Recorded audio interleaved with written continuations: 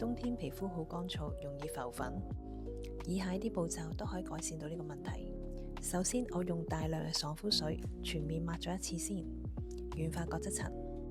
跟住我用呢個修護保濕爽膚棉敷喺有啲比較容易甩皮嘅位置，尤其是我面額皮膚兩邊比較乾。敷完之後呢，咁我會全面再抹一次。咁等一啲保濕精華吸收咗之後呢，就可以搽防曬啦。防曬嘅話呢，我會用手打圈推。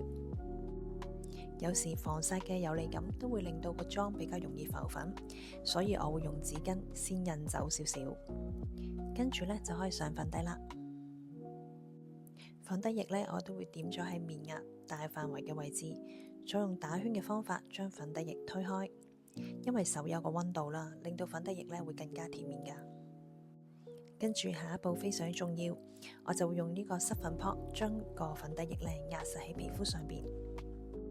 最後呢，就可以用水粉撲將水粉壓上皮膚上邊，記住用按壓嘅手法將佢更加穩固放喺皮膚上邊。